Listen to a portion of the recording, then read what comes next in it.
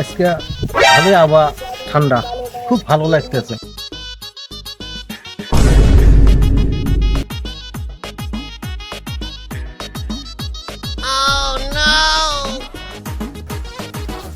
আমার এখানে মুরগি, ওর এখানে মুরগি, এনাম ফিট।